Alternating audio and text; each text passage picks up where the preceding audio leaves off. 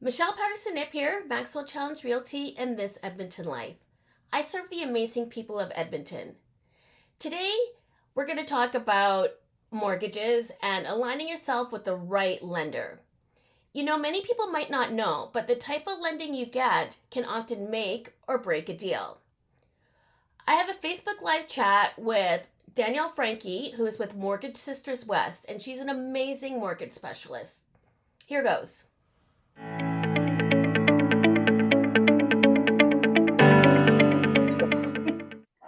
It worked. Yay, finally. I don't know why this always happens with us. It's like they make it new every time, or I'm just getting older and I can't work the technology. Well, you're better than I am, that's for sure. So, how are you doing? Good. How about yourself? I'm good, I'm good. So, Good.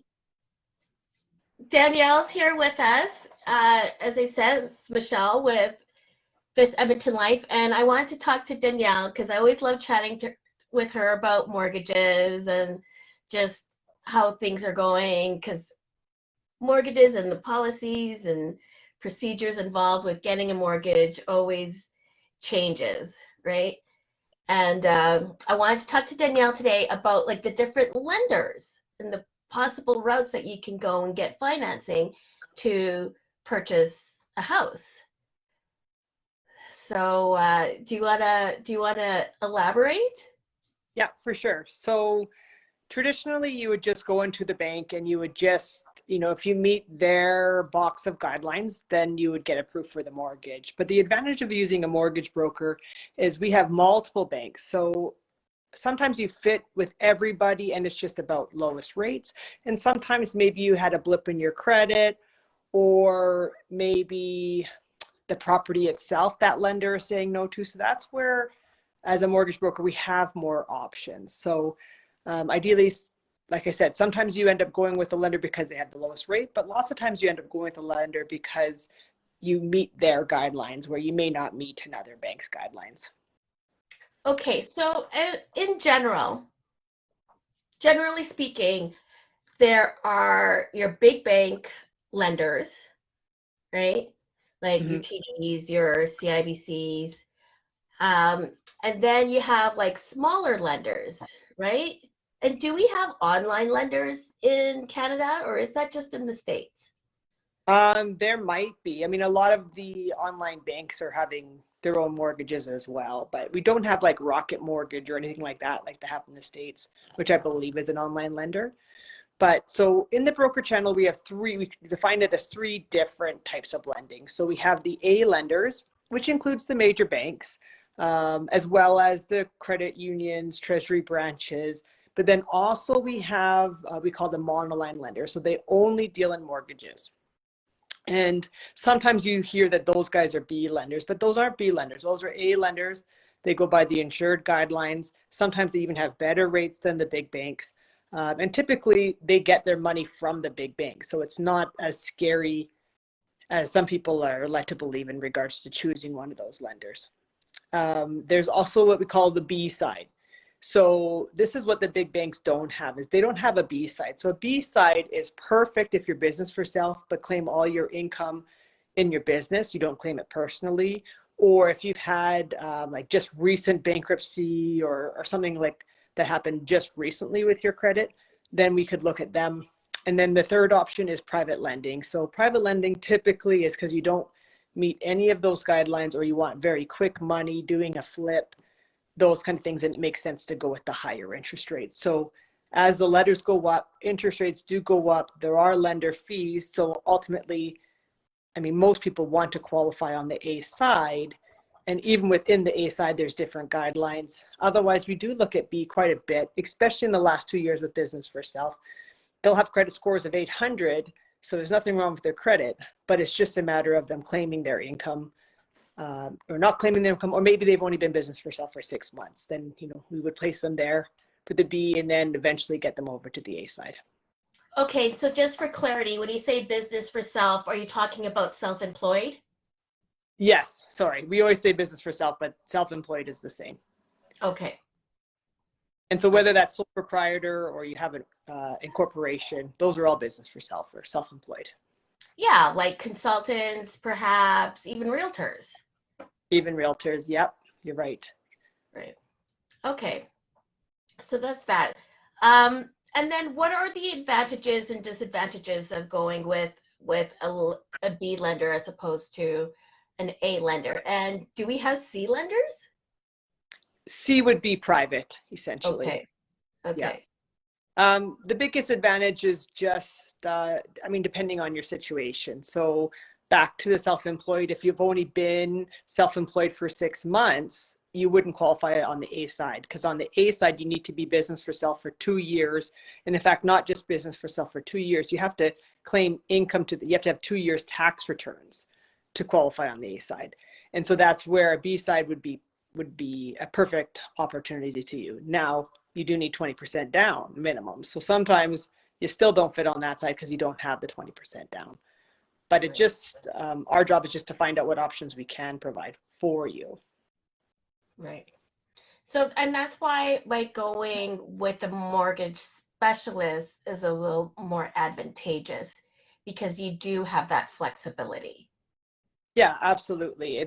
We'll look at the whole deal as a whole, look at what you want, and then give you your options versus you walking into a bank, them just saying no, right? It's not about saying no, it's about finding out what options are available to you. And then it's up to you to decide if you want to go with any of those options.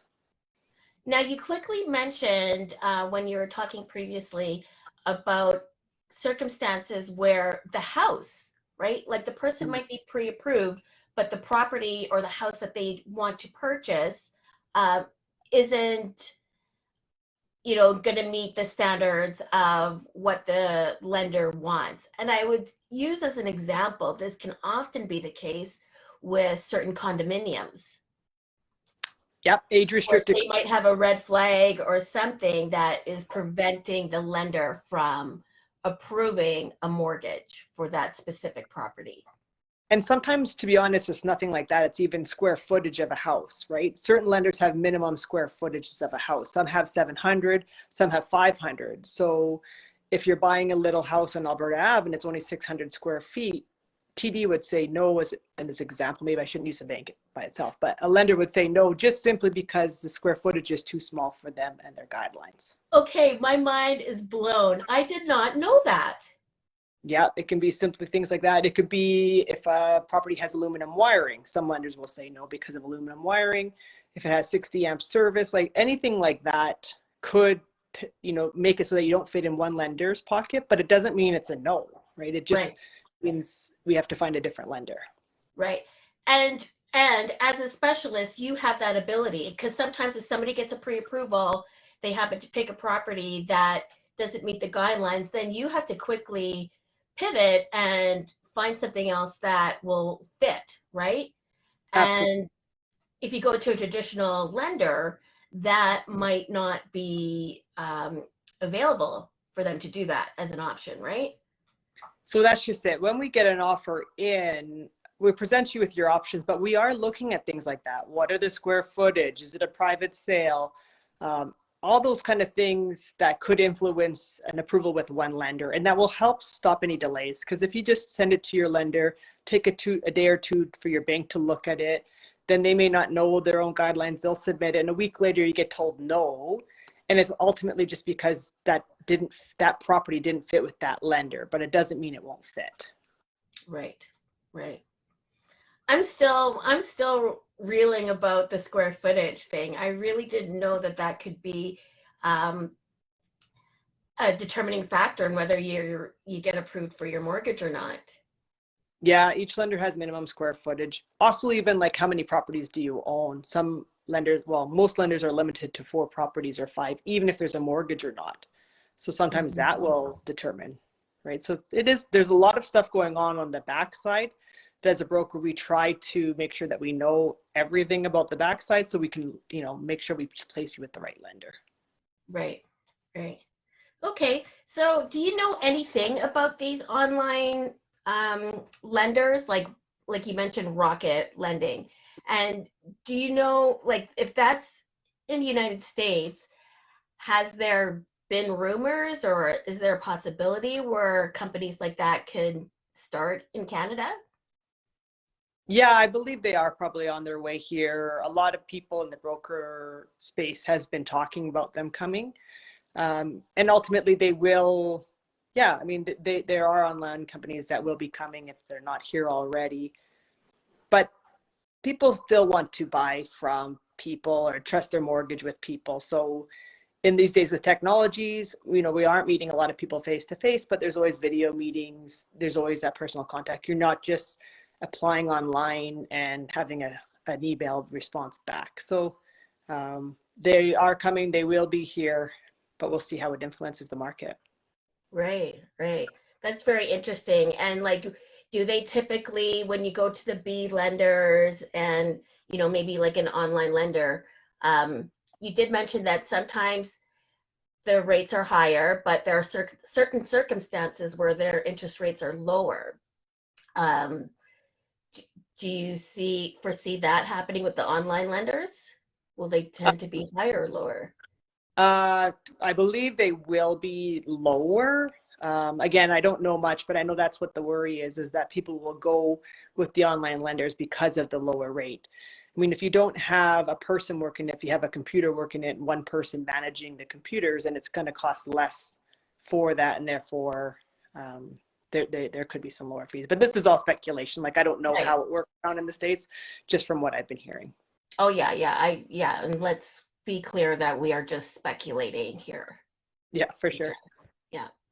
So now can we talk a little bit about rates and what's kind of going on in that area right now, seeing as how we're kind of getting towards the end of the pandemic, like huge air quotes here, but is that going to influence what's happening? I just talking with people in general, they think rates will probably go up in the next little while, perhaps, just because we're kind of seeing the light at the end of the tunnel. Yeah, I think the biggest increased reason now is just inflation. Inflation's at an all-time high. In order to help with inflation is they've got to increase interest rates. And we've seen that in the last 2 weeks. They've gone up twice now. So for the whole summer, they held under at 1.99. And now you're seeing interest rates about 2.49 or 4.4 for a 5-year fix. So you can see it's jumped up quite significantly in the last month. So can you explain why inflation rates has an effect on interest rates? Just to keep the economy strong. So what happens is like the fixed rates are sold on bonds that are bought by the government, right? And so when they're low, then that makes the lenders be able to do mortgages at a lower interest rate.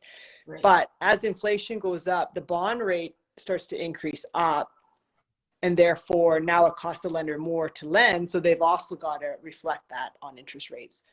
The overnight rate they were talked about not changing till 2023. They're changing that as well, saying they're most likely going to have to go up because of what's happening. Now it's also like, let me add that it's not just like the Bank of Canada bond rates and those kind of things. There are other issues like our economy in Canada, as well as what's happening in the US especially, and the world. So as they go up, we also have to go up. And that's actually what happened prior to the pandemic, is we were increasing when we were still, our economy hadn't recovered as much as we were increasing.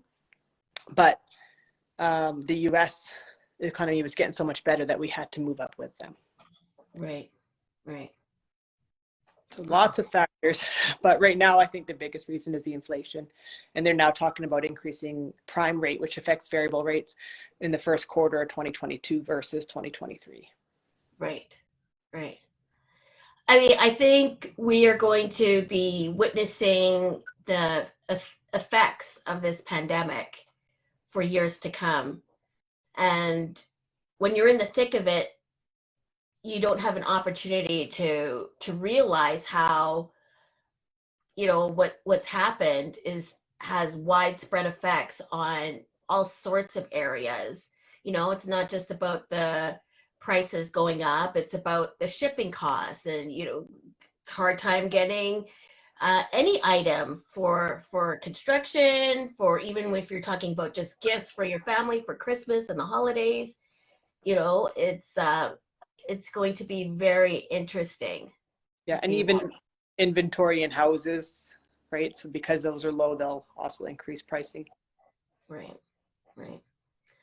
Well, thanks so much. I always appreciate this time that you spend with me chatting about mortgages and that whole industry just to see how things might shake out. So, is there anything else that you want to add or? Um, just to be honest, if you are thinking about buying a house, since interest rates are really low, it's definitely a good idea in regards to interest rates, because right now, while interest rates are under 3%, 2/3 of your payment is going towards principal.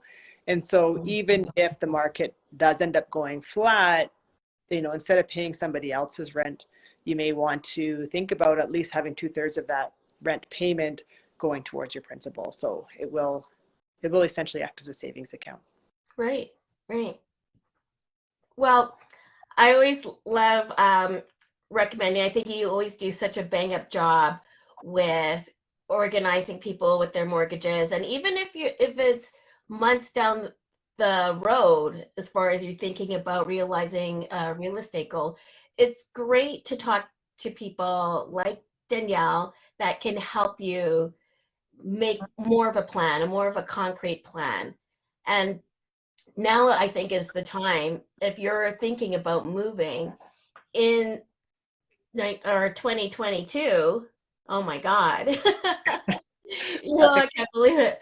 But now is the time to start having those important conversations with professionals like myself and Danielle to get you on the right track. Yeah, absolutely. So I'm going to put your information um, in the description. So feel free to contact Danielle if you have any questions about mortgages and how she can help you out. And again, this is this Edmonton Life, and we're in Edmonton. And you can also contact me in Edmonton. I serve the lovely people here, and I'm always available to help. So thanks again, Danielle. Yeah, thank you, Michelle. And I hope you have a fantastic day. You too. Thanks. Okay, Bye. bye.